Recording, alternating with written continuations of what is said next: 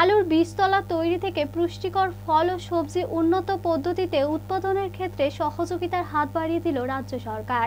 শুধু তাই নয়, বিগত দিনে চাষিদের বাইরের রাজ্য থেকে আলুর বীজ সংগ্রহ করতে হতো। এবারে সেই আলুর বীজ ও বীজতলা চাষিরা নিজেদের জমিতেই তৈরি করার পদ্ধতি জানতে পারবেন। সে ব্যাপারে উদ্যোগী হয়েছে রাজ্য সরকার। মঙ্গলবার দুপুরে জেলার বিভিন্ন এলাকার ফল ও সবজি চাষিদের পলি প্যাক হাউস ও বিভিন্ন চাষের পদ্ধতি ব্যবস্থাপনা পরিদর্শন করলেন উদ্যান পালন দপ্তরের রাজ্যের সেক্রেটারি সারুকি মহাপাত্র। তার সঙ্গে ছিলেন জেলা শাসক নিতিন সিংহানিয়া, উদ্যান পালন দপ্তরের জেলার উপ অধিকর্তা সামন্ত লায়েক সহ প্রশাসনের পদস্থ কর্তারা। এদিন পুরাতন মালদা, ইংরেজবাজার, হবিবপুর সহ বেশ কয়েকটি ব্লকের চাষিদের বিভিন্ন ফল ও সবজি চাষের আধুনিকীকরণ দেখে প্রশংসা করেছেন জেলা ও রাজ্য প্রশাসনের পদস্থ কর্তারা। পাশাপাশি আগামী দিনে আধুনিক পদ্ধতিতে যারা বিভিন্ন ধরনের ফল ও সবজি চাষ করার ক্ষেত্রে আগ্রহী রয়েছেন, সেই সব বেনিফিশিয়ারিদের সহযোগিতা করবে রাজ্য সরকার, এমনটাও জানানো হয়েছে প্রশাসনের পক্ষ থেকে। এদিন দুপুরে পুরাতন মালদা ব্লকের নারায়ণপুর এলাকার সবজি চাষি মনতোষ রাজবংশী পলি প্যাক হাউসটি পরিদর্শন করেন প্রশাসনের কর্তারা। সেখানে ক্যাপসিকাম, টমেটো, পেঁপে থেকে শুরু করে নানান ধরনের ফল ও সবজি চাষ দেখে উদ্বুদ্ধ হন প্রশাসনের কর্তারা। শুধু তাই নয়, বিগত দিনে ভিন রাজ্য থেকে আলুর বীজ সংগ্রহ করতে হতো চাষিদের। এবারে বিভিন্ন এলাকার চাষিদের মাধ্যমে আলুর বীজ উৎপাদন করার পদ্ধতিও শেখানোর উদ্যোগ নিয়েছে প্রশাসন। এ ব্যাপারেও সমস্ত ব্লকের আগ্রহী কৃষকদের প্রশিক্ষণ এবং সহযোগিতা করবে রাজ্য সরকার।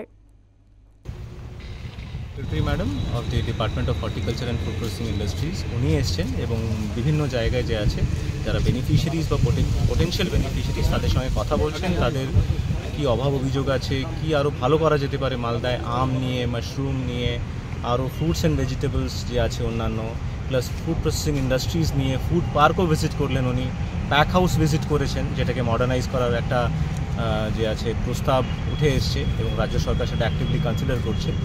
তো বিভিন্ন জায়গায় ভিজিটস হচ্ছে এবং দেখা হচ্ছে যে আর কি করে ভালো করা যায়। এই নারায়ণপুরে কি দেখলেন স্যার? আজকে এখানে যারা হাই ভ্যালু ক্রপস ভেজিটেবলস যারা আমাদের যে ফার্মার প্রডিউসার্স কোম্পানি তৈরি করেছে, এটা রাজ্য সরকারের উদ্যোগে, তো ওরা খুব ভালো কাজ করছে।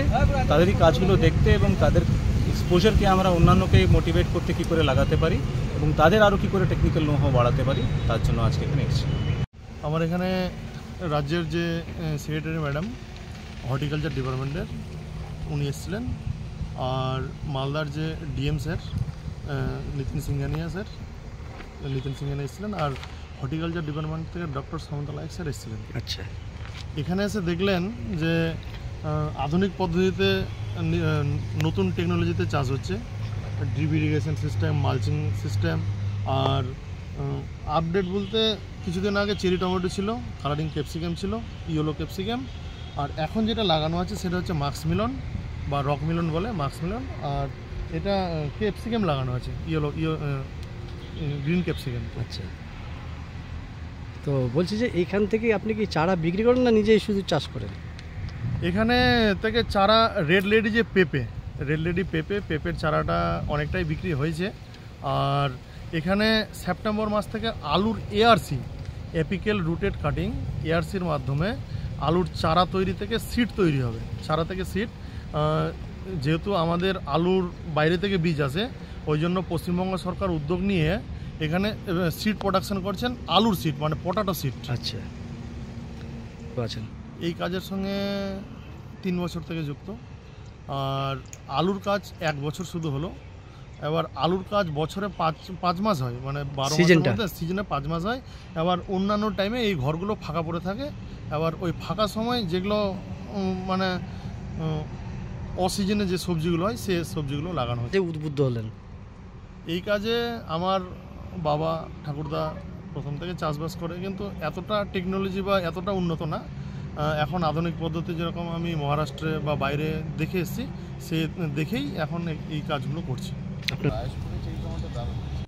মালদা টুডে।